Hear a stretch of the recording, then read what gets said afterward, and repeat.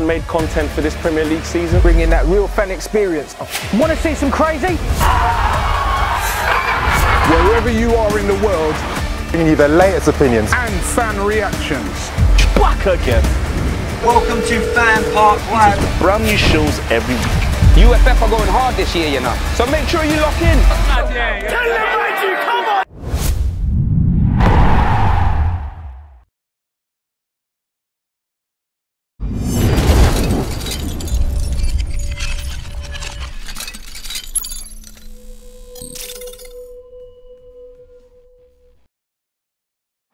Real fan opinions brought to you by Wash and Go. Hello and welcome to FanPark Live. Chelsea 2, Newcastle 1 on Super Sunday here on FanPark Live. Some controversy in the last 10 minutes of that game.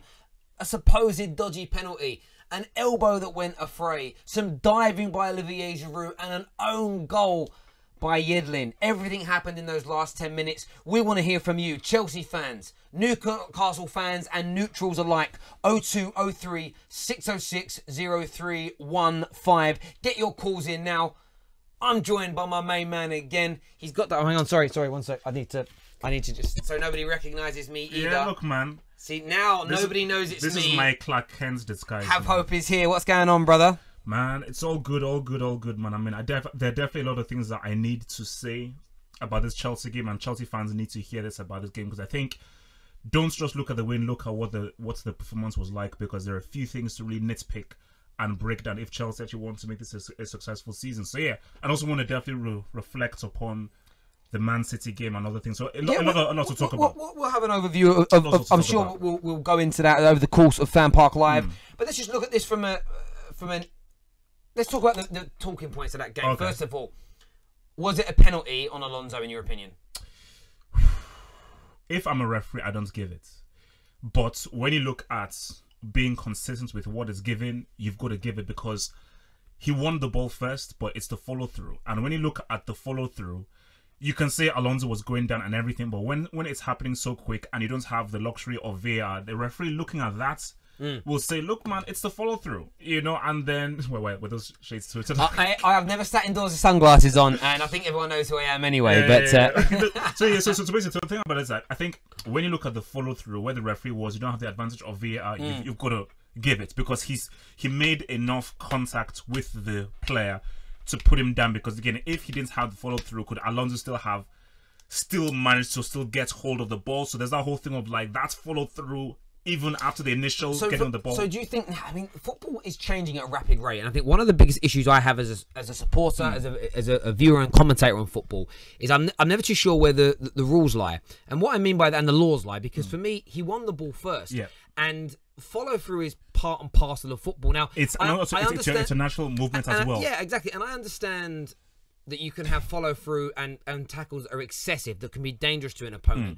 But there's almost a case of now, well, he won the ball and there was a little bit of contact afterwards. The player goes down easy like they always do, and it's given. For me, I agree with what you said at the start. If I'm a referee, I'm not giving that decision. As a Chelsea fan, you want it. Of course you want it. But I think it was a very soft penalty. However, when you're as defensive as Newcastle were today and you're being attacked left, right and centre by Chelsea, you're always going to run the risk of giving away fouls and penalties, because this kind of thing's happening. Second area, Joselu Scott, his header was great. Very good header. His header was great, but the build up to that, the cross came in, I think it was from Yedlin. There's a alleged elbow from Yedlin in the face of Olivier Giroud. What's your viewpoint on that? So, look, it was definitely an elbow. And if somebody elbowed me in my face, and that was an elbow to the face, ouch, I'm staying down. But the thing was how Giroud got up, because if you got an elbow to your face, no, you stay down. So when I saw Giroud go up, I was like, Giroud, were you actually hurt? If you actually hurt, then you'd still be down. Or were you trying to do the football thing of like, nah, the linesman saw it, he saw it was elbow, I'm going to go down, we're going to get this pulled back. Because I think that if an elbow to the face is an elbow to the face, that should have been a foul, 100%. Like, me viewing that, it wasn't a mistake, it was an elbow to the face. But for Giroud, by you going up so quickly, you then sort of demean, your argument isn't strong enough for us to now sort of side with you. So Yeah, look, I agree with you on that one. I think for me, looking at the replay, I think it was a foul. But interestingly, I look at Olivier Giroud. He went down like he'd just been punched in the face by Anthony Joshua. He lays on the floor like a baby crying. And then as soon as the goal goes in, he's not given the decision. He's up in a shot. Actually, when the goal goes in, you see the replay, he pulls his hand away and looks, and then gets up and kicks off with the referee. So for me, it's like, this is the issue. People always say, oh, if there's contact, go down. But when you have contact and you simulate an injury, you simulate a foul, you simulate pain, and the referee disagrees with you, you run the risk. He left Yedlin free. He could have stayed on his feet. He could have he just could have closed down Yedlin and stopped the cross from coming in. But, no goal. But Terry, it's an even bigger thing because David Luiz, I like to use my term, is a brick. He's trash. He is a crap defender. I don't care what anyone says. He is categorically a rubbish defender. You put him in DM, you put him in as a defensive midfielder or a midfield, because he's a very naturally gifted football player. As a central defender who needs to understand about positioning, about anticipation, knowing where your man is, he is horrendous. He's crap. Yeah, I mean, so and he was to blame for.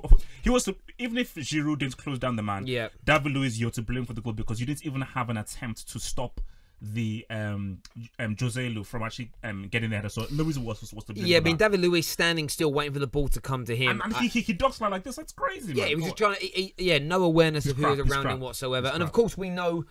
The equaliser came from a Yedlin own goal. Alonso heavily involved again, and look, thoroughly, Chelsea deserved the victory over the course of the game. I wouldn't say it was a barnstorming performance, but they pinned Newcastle back. They stopped Newcastle from attacking with any great vigour. Okay. My thing about this is like people will say, "My gosh, Chelsea deserves this. They totally dominated." Yes, they dominated because they are better than Newcastle. They are better passers of the ball than Newcastle. They are better skilled, so they can keep the ball for longer periods of time. But you run, because that game could have been risky. What if Alonso didn't get into the box and there was not that opening and there was not that penalty? That game was a 0-0. It was looking like it was 0-0. And for me, I like the pass and move. That's very nice and it's very intricate. Take some shots. Yeah. Have a chip into the box. Be a bit more risky, because what you need is variation. I mean, being at the behest of this short pass, you sort of lose your own rhythm in actually trying to actually create a chance. And I think that there has to be an instance where, you know what, when we're in the last third, take a shot, dribble, be direct. 1, 2, 3 passes, shoot. 2, 3 passes, shoot. But it's like the second, the fourth, the fifth pass, a bit too much pass. dilly. I mean, you had that moment in the first half where Eden Hazard went through, took a man on the goal. He put the goalie on his bum. He thought, right, he's going to shoot. He just turned, tried to pass. Absolutely. We have got some calls now. We're going to get straight on the air. Remember, 0203 606 0135 if you want to come on and have your say. Hello, welcome to FanPark Live. What's your name? My name's Nathan. Hello, mate. Could you speak up a little bit? You're very quiet. Yeah. Hello? Yeah, that's better. Who do you support? Okay, cool. I support Chelsea. Chelsea. Tell us what's on your mind after that game. To be honest, I think we definitely deserve to win. Hang on, sorry, mate. Can you talk into the... You're mumbling into the microphone. To make it a bit clearer, please. We definitely deserve to win the game in the end. But it's one of those games where, because Newcastle it's very hard to break them down. Yeah, it was difficult to break them down. Do you believe that Chelsea should have been awarded a penalty? Probably not. He got the ball. Personally, I believe if you get the ball, even though he did follow the move for the ball, he got the man after the ball. For me, it's just, I wouldn't give it. I wouldn't have given it. So let me ask you this. So, do you think that Morata is the right man to be the #1 striker for Chelsea this season? No, but he's all we got, to be honest. Yes, I think he'll get more chances because under he was a lot more isolated than what he is now. So I think he'll get more chances and he'll grow in confidence. He'll get better. He'll get more But the chances. question I asked he'll get more is, goals. wait, do you feel he is the right man? Forget about whether he's all that Chelsea have. Do you feel confidence in Morata being the lead #1 striker for Chelsea this season, for them to be successful and challenge City this season with Morata? No. Right answer. I don't think he's good. I don't think he's good enough at the moment. No. Right answer. Well, when you look at when you look at City, you have Aguero. When you look at Tottenham, you have Harry Kane. You look at Arsenal, you have Aubameyang. You look at United, who have Lukaku. they all have number 9s that you can guarantee 20-plus goals a season. And even though I think Morata has the potential to do that, it's whether he does it is a completely different story. Oh no, and I think that is the reality, because I look at Morata again in this game, and it's like he's not, you can't play him as a lone striker. At Juventus, he played with Tevez. At Real Madrid, he played with Benzema. He came on to come and partner Benzema. Yeah, he's but not. To be fair to him, he didn't have a bad game. He really didn't have a bad game. His hold-up play was good. The only thing is that people are judging him the fact that he didn't score when he did a lot more for the team than people actually realise. And that's what you have to get. Like, strikers aren't... Like, yes, their main job is to score, but if he does the work he keeps doing, he keeps playing well, like, he didn't have a bad game today. Can you say that he really had those chances? No one in the game really had those clear-cut chances to score. Well, okay, but my issue is that did Morata do as well as what Giroud would do in that position, or as well as what Drogba would do in that position? Because I think there were many instances with Morata where it's like, you could have held the ball up better and actually produced better opportunities, because you're playing, because against a team that sits so deep, that lone striker, it is very important that he knows how to hold the ball up, take men on, and actually really try and bring guys into the game. He didn't have a bad game. He just didn't have a great effective game that would have produced more chances for Chelsea. And if he's continued to be this lone striker, I think that Chelsea are not going to win enough games, because if your main lone striker, which is a very difficult position to play, isn't effective when he's not scoring, I just don't know whether Chelsea will win enough of those games. Mate, thank you very much for your call. We really appreciate it. Some good points made there. A comment here from Psycho450. Psycho, I know. I guarantee he's not a psycho. No. He says here, what's this guy on? Alonso passed the defender. He took him down with a scissor tackle. What the F? It's a clear penalty. Scissor tackle? It's contact, dude. Instantly, first of all, they were side by side when the man made the sliding tackle. So it wasn't from behind. He hadn't beaten him at that point.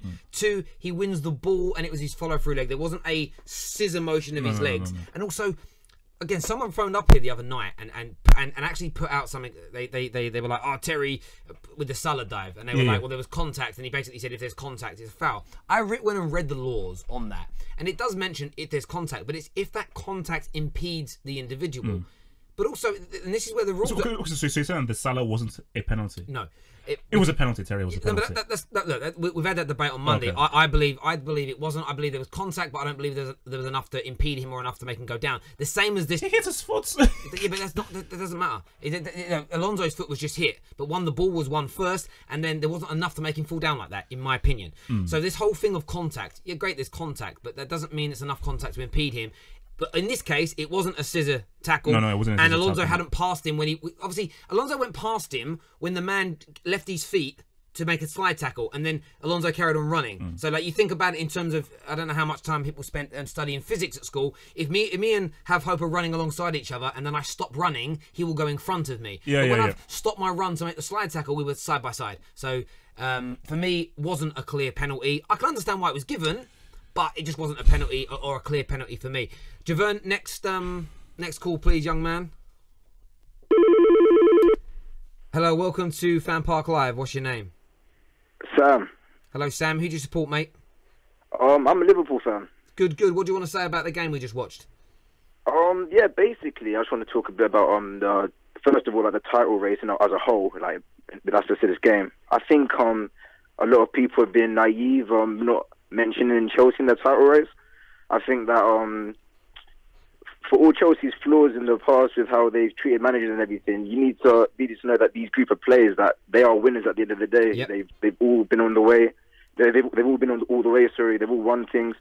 And also, I want to talk about Jorginho. I loved his performance today. I thought he was excellent. I thought as a holding midfielder in the offensive phase, I think it's really important that they're really contributed in the offensive phase. And I think Jorginho's signing for Chelsea, I think, is the difference between them having a slow start to this season, getting used to everything, and then having such a strong start that they have now. I think you can literally see him. He's conducting the play from deep. He's telling everyone where to pass, and when the ball gets to him, he passes it straight away. He knows the pass. He knows everything that is building up, and I think it's so impressive.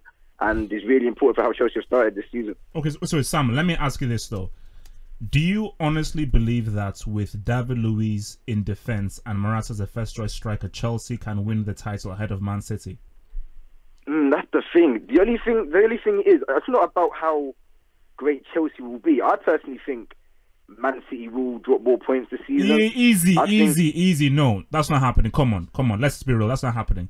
Easy. I don't know, man. I don't know, because if you think about it, you can think they got 100 points last season. You can't say they got 100 points last season. You don't go from 100 points to start dropping points willy-nilly. No, it's not happening. Come on, let's be real. But you need to think about how many clutch moments Man City had last season when they were just scoring goals in the last minute of games. It wasn't like they were destroying teams 4 or 5-0 every week.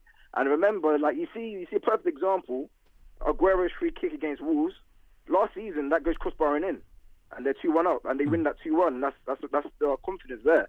Okay. That's the kind of luck that they won't be getting this season, I don't think. Okay. So do you feel that Liverpool, this is their season to win it? Because I told you, don't give me any of these excuses. Liverpool fans, don't just tell me that, oh no, we're just fine playing well, we don't need to win a title.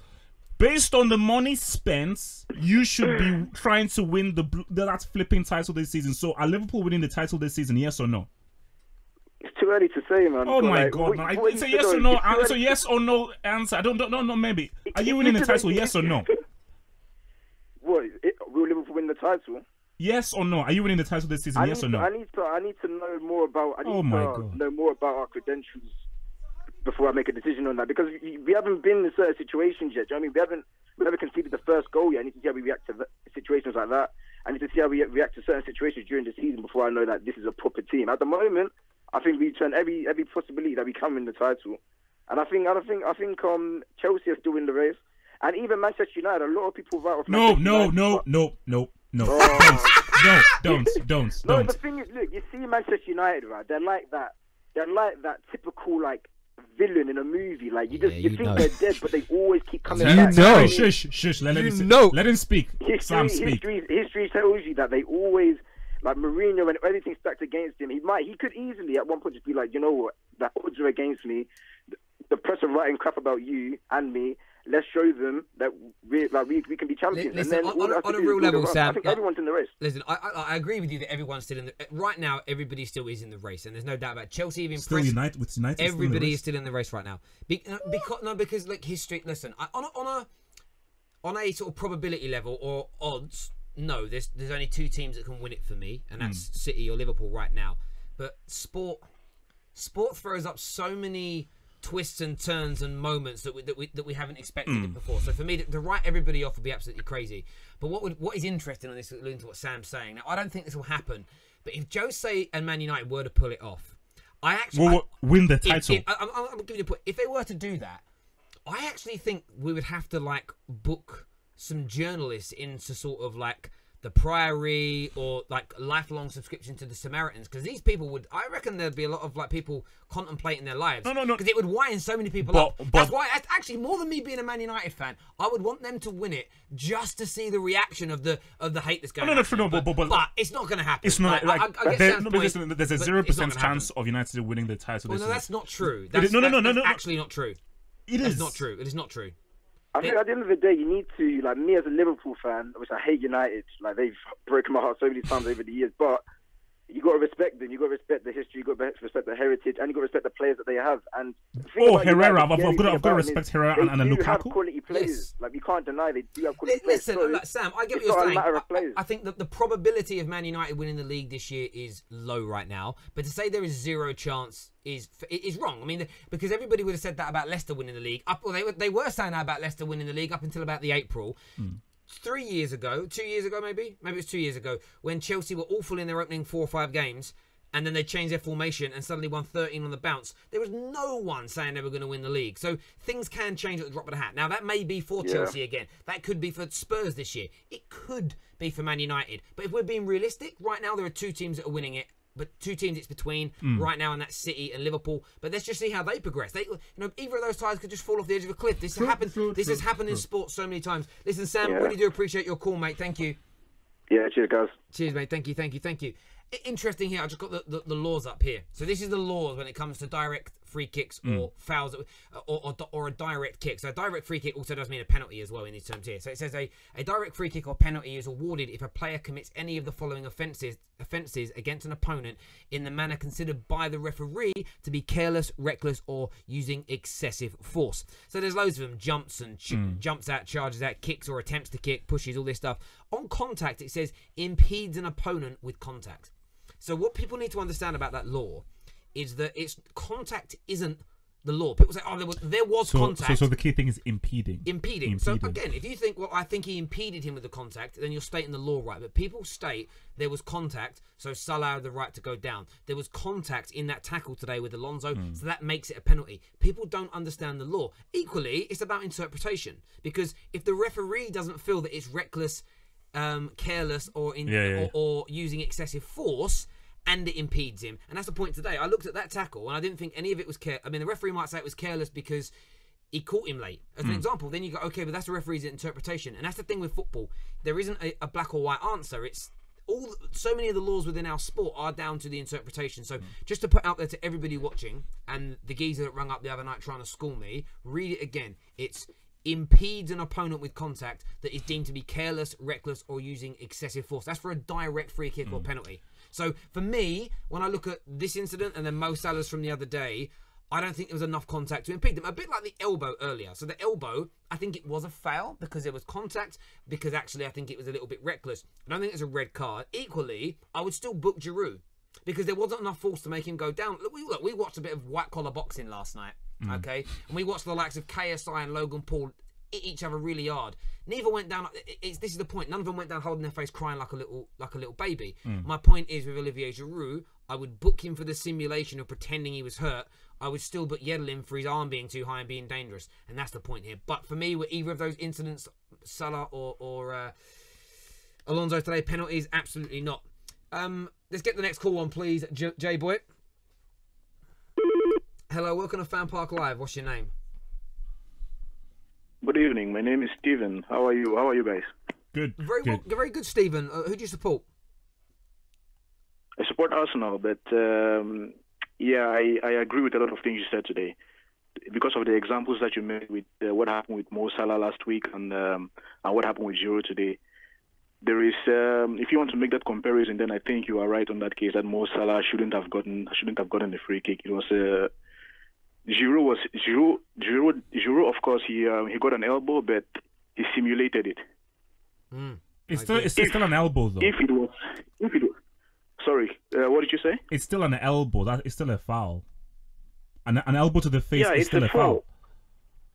It's a foul. It's a foul. But if the foul isn't strong enough to keep you down, then of course it's a simulation because you could see that he clearly looked. If it was a goal or not. That's the point I make to a lot of people. It's like if you have to simulate the foul, and if you have to, like, let's just take an example of when someone dived for a penalty, there is contact on their leg, and yes, there's contact, but as the law states, it's if you are impeded for it being careless, reckless, or endangering you.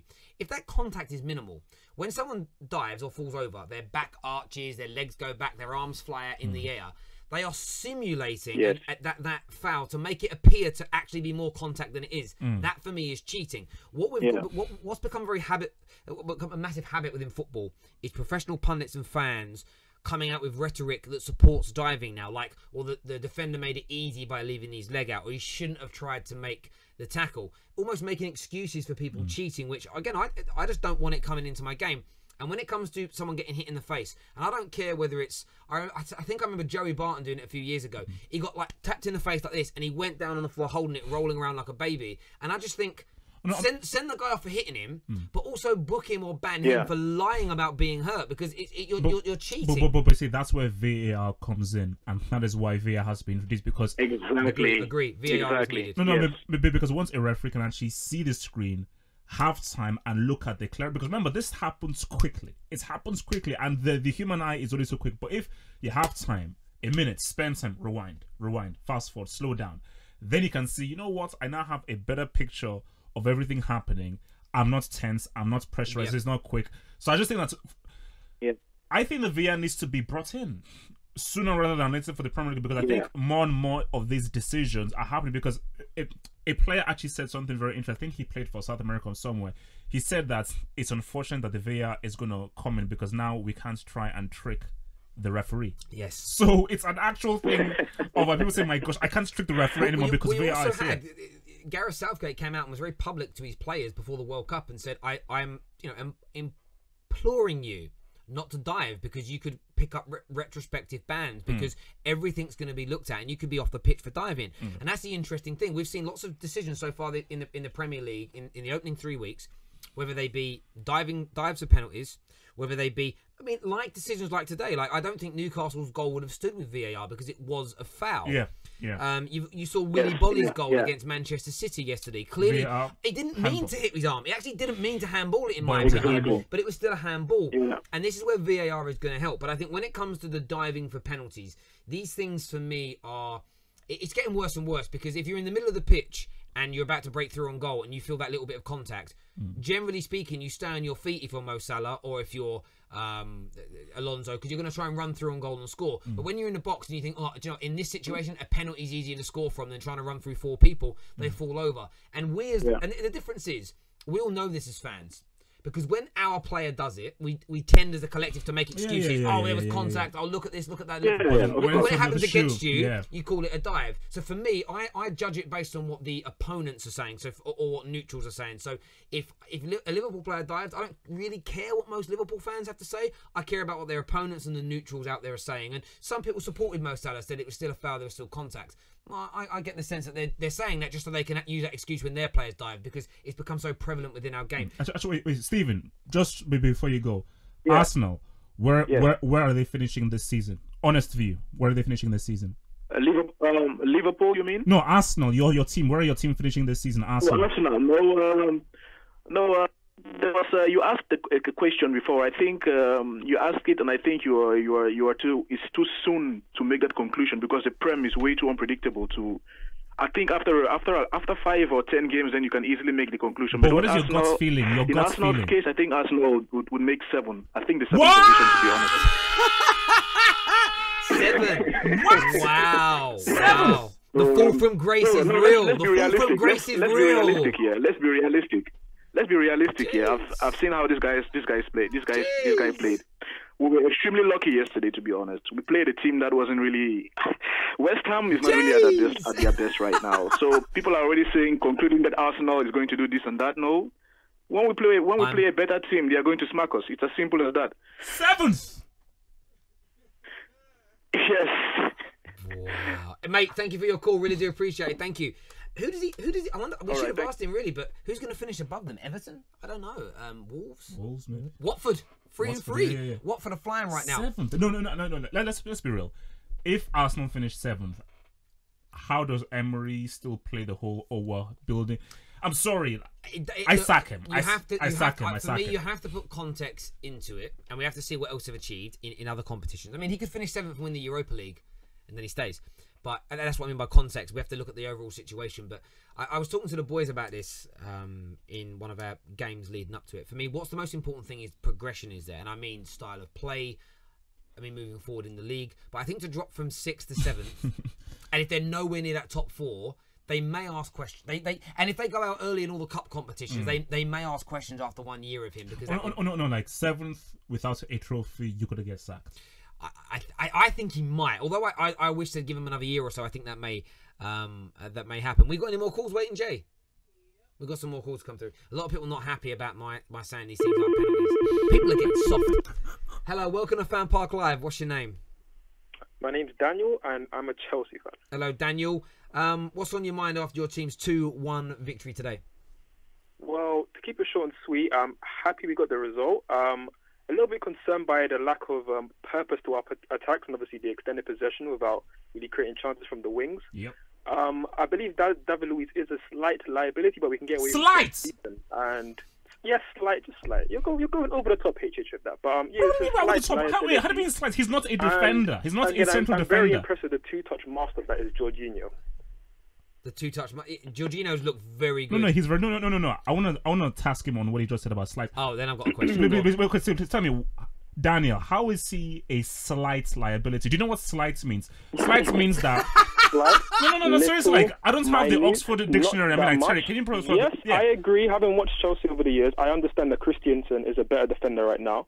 And if I was the one in charge, I would probably play him ahead of him. Yes, I do understand that. But as Sarri's implementing a new system, he's obviously going with an older head to obviously help bed in this new system that he's trying to bring to the team. I understand why he's starting Luiz, and no, I wouldn't drop him like some reactionary people are saying online, oh, let's drop him after one little mistake. It wasn't even that big a mistake. I mean, realistically, it wasn't even a goal compared when you consider the elbow to Giroud.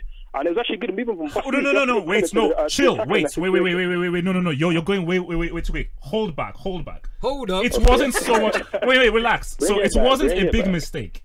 The mistake led to an equalizer. How is that not a big mistake? So, okay, obviously you watch your channel now. I'm a big fan of this stuff, I'm not going to lie. Okay. You said that you've played football before, right? Yes. So you can understand that from the blind side, when you're defending from that position, it's actually a really good run and it's hard to mark that position when they're coming across you like that and heading at the near post. You do understand that, right? Yes, but every quality defender, and I think De Boer famously said this, when you're a quality defender, you think 2 steps ahead.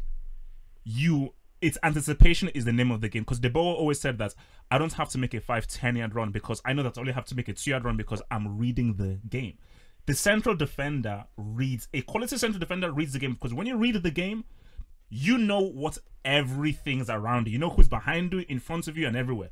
If Luiz was doing his job, he is in the right place at the right time because he's aware of what is happening, and he makes sure that he's in the right place at the right time to make sure that Joselu doesn't get that header.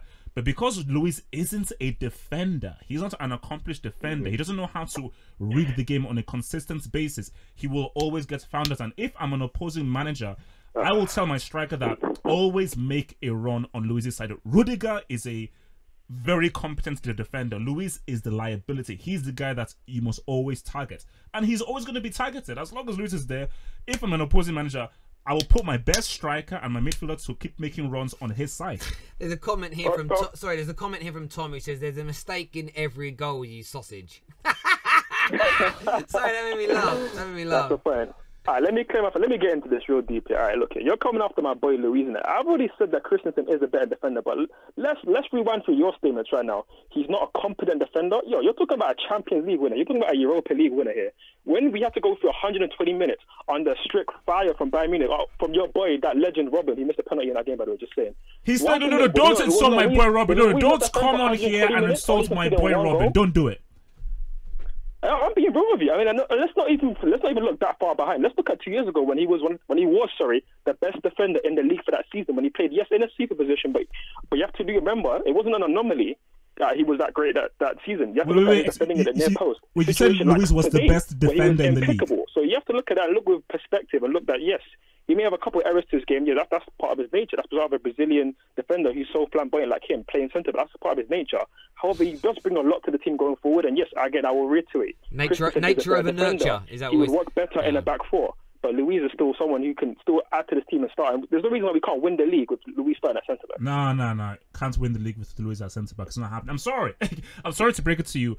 Luiz at centre back. Chelsea cannot win the league with David Luiz as a starting centre back. Look at this closet at Chelsea for HH, man. Come out of here, man. I know you want to love Chelsea, man. Don't put this acting. Hang on a minute.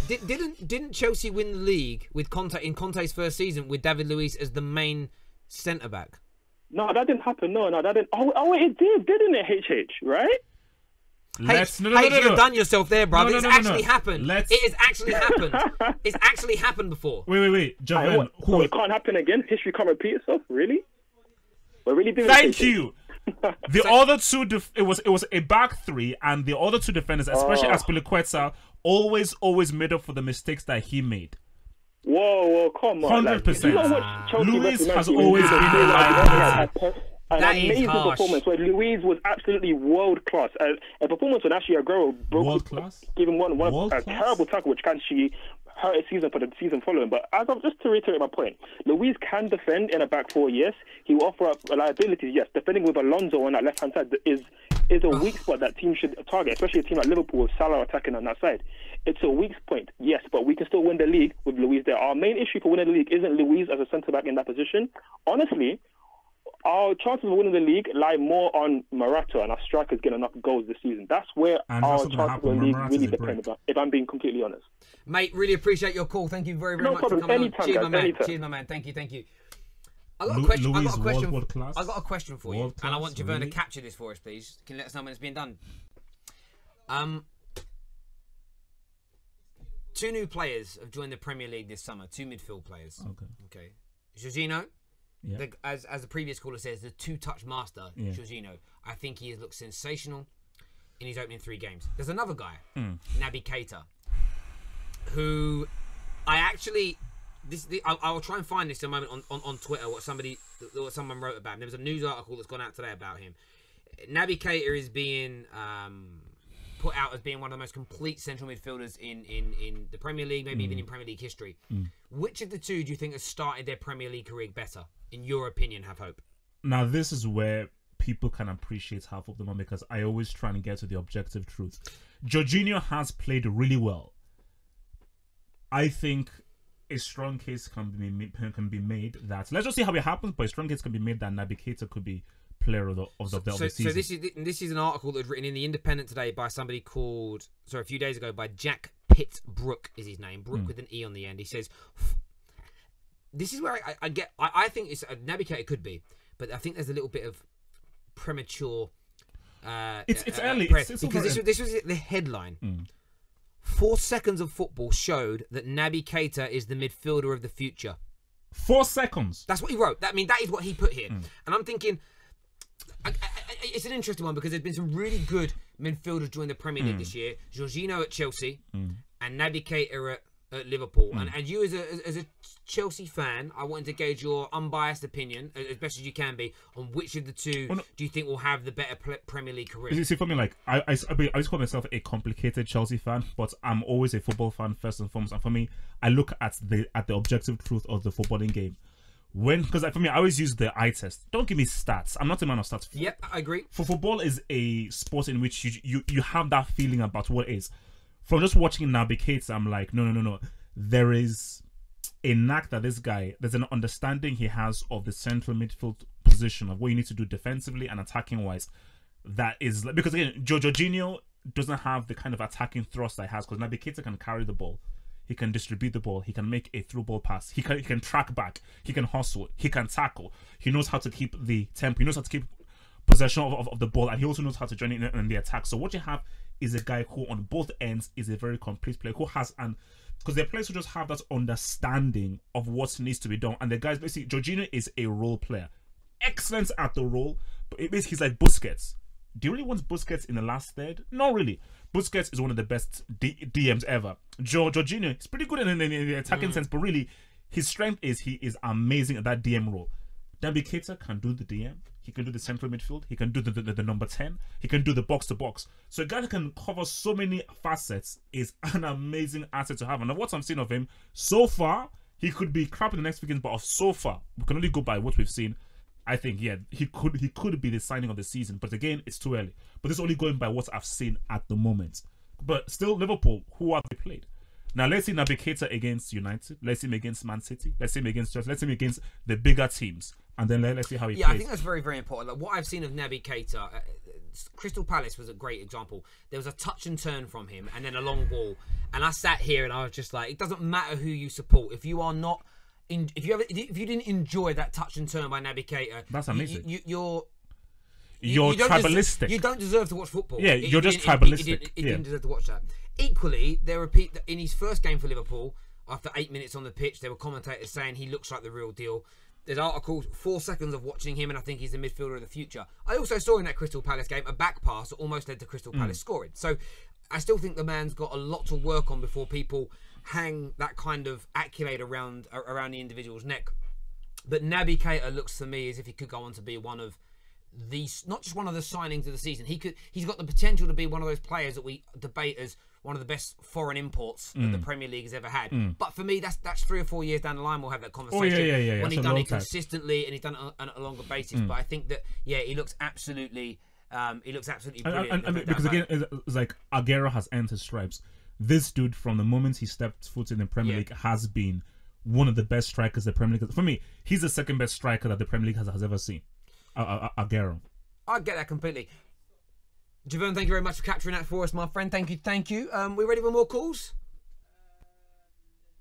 No calls. 0203 606 0135 if you want to come on and have your 0315. That's it, 0315. Sorry, I sometimes get that wrong. So United Tottenham. I mean, your feeling about our game. Spurs will win. Spurs are going to beat Man United. How though? Because I told you, if Tottenham win, no. But my thing is that if Tottenham win, I think Mourinho needs to get sacked at the full-time whistle. No, that's not happening either. It's not going to happen either. It won't happen either. I think. How do you lose to Brighton and Tottenham back to back and not get sacked? Look, I'm actually going to sound like Jose here. There's been other managers who had worse runs of results than that and not lost their jobs. Look, I think that there are big problems at Man United right now. Some of it is players. Some of it is manager, the individual manager. But I keep talking about. I spoke about this morning. That there's a much bigger issue at the club right now, and you're starting to see the likes of Jamie Carragher's come out speaking about it. Lou Macari. You've had Neil Custis from The Sun, who's actually been quite damning of Jose this summer, has also come out and said this. And there are many experts. Wayne Rooney has come out in support of this recently, talking about Paul Pogba, saying how, I think Rooney said something along the lines of, I'm not quoting him word for word, but people keep talking about Jose getting the best out of Pogba. He turned around and said it's about Pogba getting the best out of himself. So when you think of we know Rooney's past his best, but Rooney was a serious player, a world-class player in his heyday. When you've got men like that coming out and saying, no, actually, players are responsible for getting the best out of themselves. When you've got people like Lou Macari and Jamie Carragher saying, actually, what's now happening at a lot of football clubs, where the owners don't allow the managers to rule the roost, is player power comes in. When they get a bit of criticism, they run after their agents. They start causing problems in the backgrounds. That's the biggest problem at Man United. Forget Jose Mourinho. Forget the great things he's done, and forget the horrible things that he's done, because he is responsible for both. What you currently have at Man United is a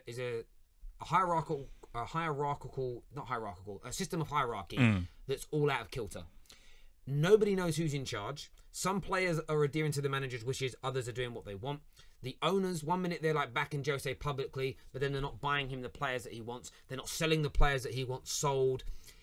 All of that creates a situation where some people are like, the rumours are that Anthony Martial is going to sit now and fight for his place, or you could interpret that as Anthony Martial is going to now sit there and just not wait for Jose to potentially get sacked, and then he'll start trying again. And interestingly, I don't want any of that behaviour at my club. I don't want a manager that's continually negative in the press. I don't want a manager that's continually fighting his battles in public. I also don't want players that just feel like they're just allowed to down tools whenever they want. So if they were to lose to Tottenham, do you think it's a point of no return? It depends on the nature of the loss. If we perform like we did against Brighton, no fight, no hunger, missing every tackle, can't pass the ball, no one working for that badge, you sit there and say maybe. But my fear is not about Jose, the man, losing his job.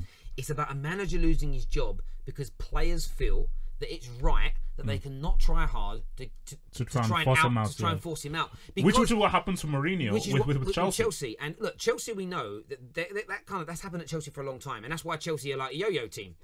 They're like a yo-yo team. They're up and down with what they do. It's like they win the league and then it falls away. They win the league and then it falls away. And managers within that, Jose and Conte in recent times, have made mistakes. But equally, the pattern's too common and similar for it to be always the manager's fault. The common denominator is the culture of the football club. And I don't want that to seep into Manchester United, because my fear is Jose goes, thank you for what you've done. It hasn't worked out, move on. We bring in, I'm just going to give Pochettino as an example. He comes in, we win the league, 3 years on the bounce. Amazing. And his fourth year, he falls out with players. Because actually, Sir Alex Ferguson, the greatest manager of our history, fell out with players. But he falls out with players. But player power is part of our culture, and they decide, right, we're not playing for you anymore. We're just going to play really poorly, create lots of rumours for our agents, cause uncertainty and unsettle and rock the boat until you're gone. And then Man United fans are in a position where, hang on, we're now getting rid of a really good man. I mean, I always look at Chelsea the first time around with Jose. If Roman Abramovich just kept his nose out of team matters and let Jose stay, although you've been brilliant since he left that first time around, won a lot, I think you would have carried on dominating. I don't think Man United would have won 3 league titles on the bounce. I think you would have won the Champions League more than once since then. But it's a case of it, and I don't want that to become I don't want to become a team where we spend loads of money, we have good players, but as soon as they get upset with the manager, They just down tools and let him get sacked. And that's what it comes. That's what I don't want to happen. Yeah, but I think that's the reality of everything. That we're now living in an age where player power is huge and players are big enough to force someone out because, again, like, you know. And you know what? I kind of get that, and I understand that it's part of football. But I'll fight against that until the day that I die. And do you know why I say that? Because if you're a business owner, or you work for, you know, you got a managerial job with a conglomerate or an organisation. If I went to work on Monday and I'm managing a team of 30 people, but I knew that I had no control over my subordinates, I had no control over my workforce. 90% may like me, but there could be a 10% population that hold a lot of power within the organisation that can just, well, we're not going to do our work. We're going to make us not hit target, and you as the manager will be sacked before we do. Imagine how you'd feel as an individual going to work in that environment. Yeah. So from my point of view, there's a morality thing here. There's an integrity part here. I wouldn't behave like that. You know, I've had managers that I couldn't stand. I didn't get on with them. I thought they were unprofessional. But I still gave my all every day for the company. I still gave my all every day for my teammates, and more importantly, the customers. And I wouldn't disrespect a man or a woman because I didn't get on with them. You know, they've got a family and wife to feed. Now, we're talking about people that work normal jobs without that money. Their family starve, as an example. But the same integrity goes across into football. And for me, I can't. Whenever I look at teams that do that and they down tools and stop this whole "you lost the dressing room" nonsense, unless a manager has done something so disgusting, and that's why I think people have tried to create those lies that he's bullied people. No. Because it makes it sound okay for people to down tools. No, turns out all those things are lies. No, but I think that's why you're required to be much more of a manager, a lot more so now than before, because personalities are a lot more difficult to deal with.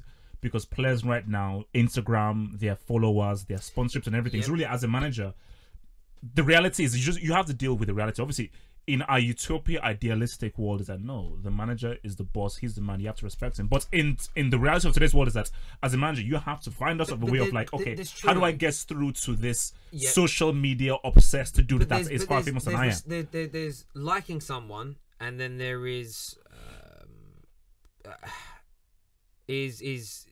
sorry, I read a message that threw me off.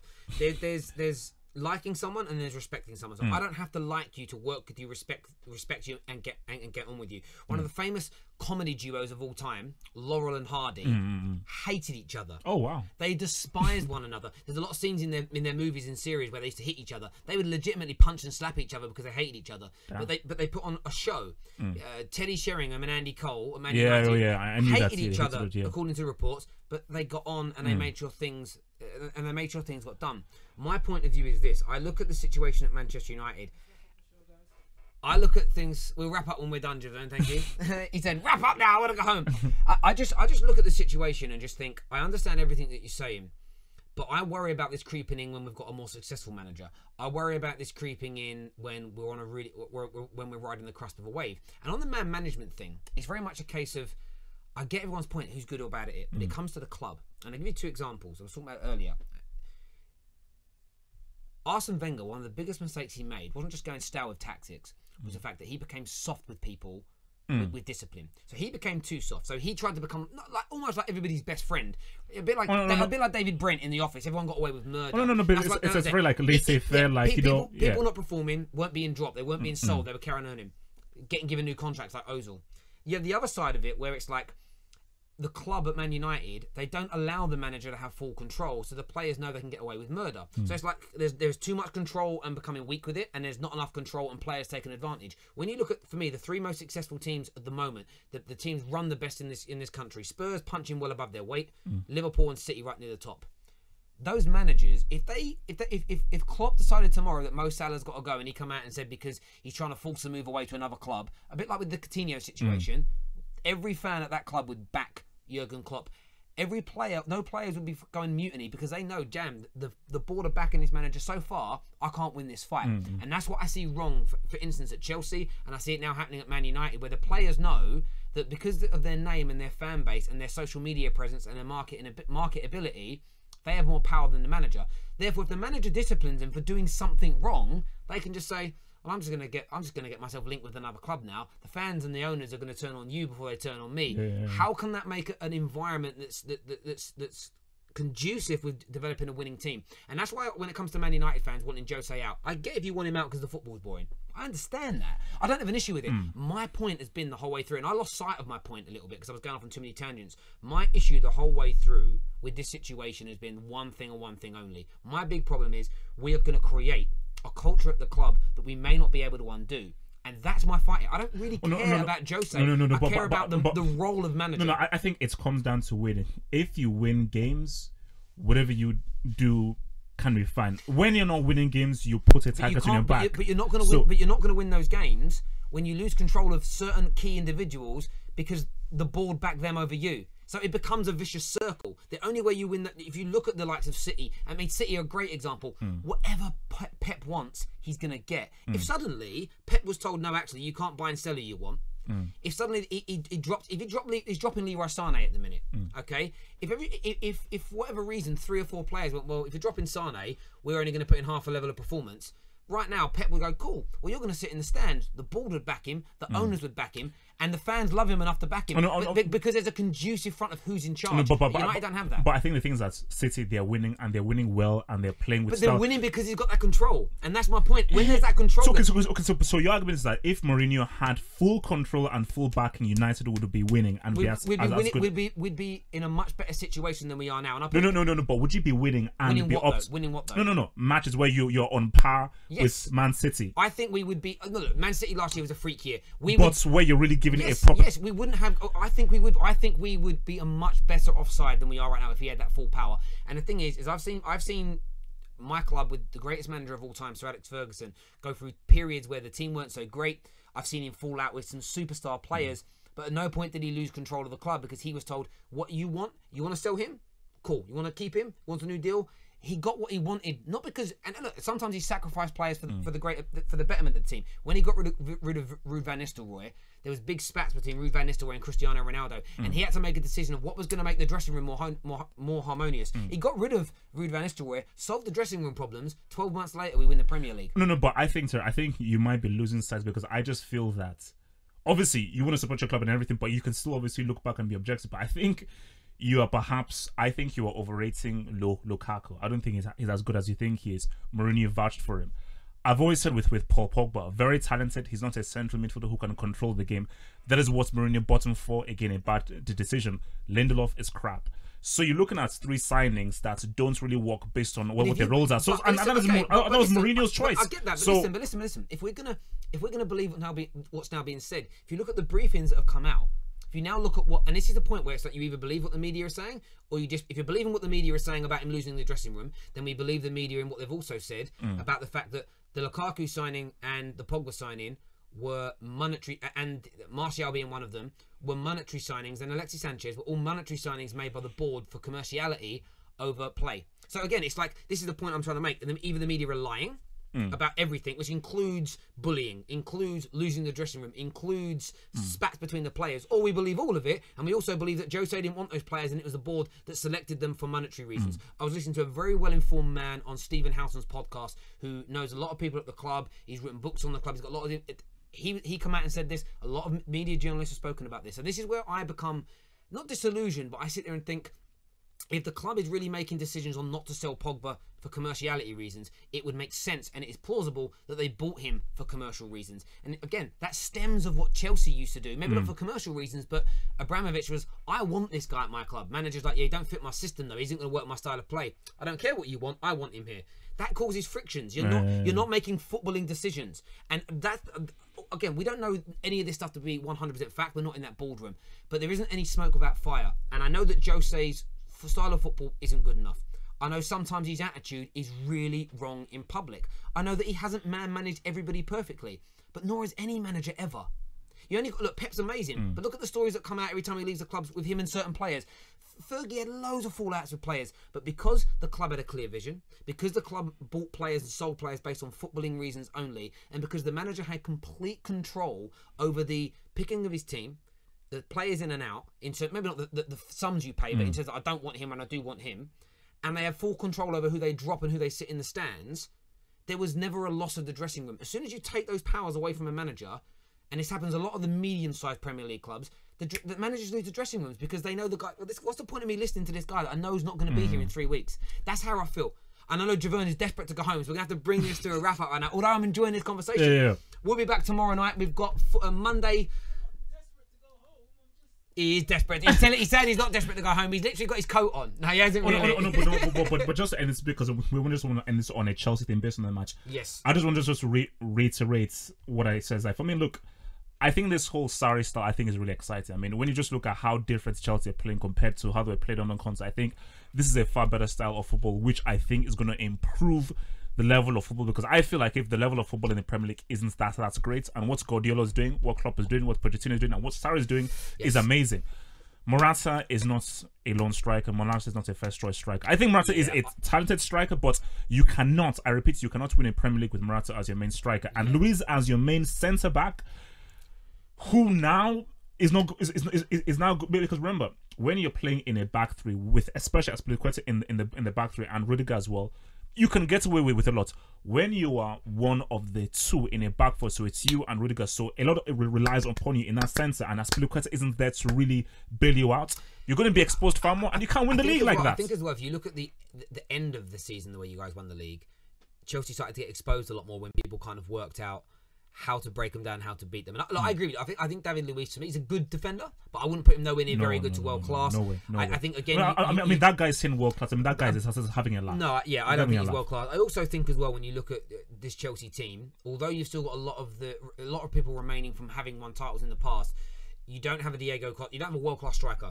right now. I think that's something that needs to be addressed in the next window or so. But equally, I think the football that Sarri is going to bring in is kind of exciting. If I try and take off my rival head, it's exciting to see Chelsea moving in this direction now, because you've got this situation where I don't think you've ever really had a manager before that's come to the club to try and play, other than maybe Ancelotti, who's going to play beautiful football.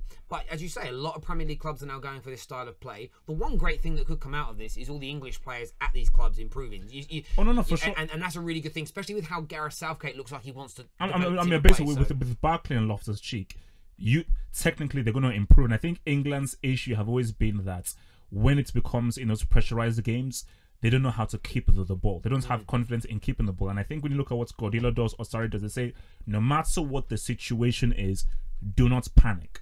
Always believe in your ability to keep the ball. Because I think a lot of English players, their whole issue is like, my gosh, okay, 1-0, let's long. Let's quickly hit it. No, it's like, no. Believe in your ability, be professional and keep the ball. Keep the ball moving. Be composed. The opening is going to come. But I think with Chelsea, you have to take shots. You have to be varied. You don't always have to have the extra pass. I agree. So it's like, and that's the issue. Look, I think with Chelsea, look, they've won their opening 3 games, so a win is a win. But they are still in transition, and I think a bit like with Arsenal and a bit like with Everton with their new manager, it's going to take a bit of time. Look how long it's taken Liverpool. Look how long even with City and the money and the manager and the quality they had, it still took them a year to really find their feet.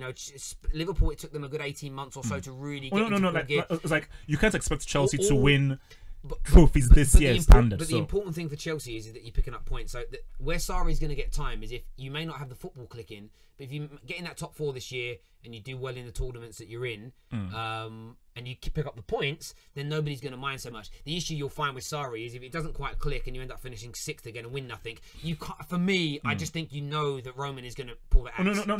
For me, I think like in general, Chelsea have to really invest in a striker. And for me, I mean, okay, with another defender, but you've already got Christensen there. But I think that they should bring back Zuma into the team, and they have to go out and get a striker. Because if Chelsea have a world-class striker who can play in this system, they are going to be a problem. At the moment right now, they're not a problem. They're good, but they're not a problem. And I can't put them in the title race. I get that. It's Liverpool and Man City. No, I get that at all, mate. Listen, thank you. Have Hope for coming in and speaking to us today. Everyone who tuned in, whatever platform you're on, thank you. Please smash that like button for us. We're back tomorrow night, 7 p.m. for the Monday Mass Debate as ever. Myself, Adam, we know you guys love Adam, and Claude will be on the air, and then we'll be covering at full time Manchester United versus Tottenham Hotspur Monday night. I am really not looking forward to it, but we will be back anyway, talking to you guys tomorrow. Look after yourselves. Enjoy the rest of your bank holiday weekend. If you're going to Carnival, please be safe. Take care. God bless, and we'll see you all again very, very soon. Peace. Real fan opinions brought to you by Wash and Go.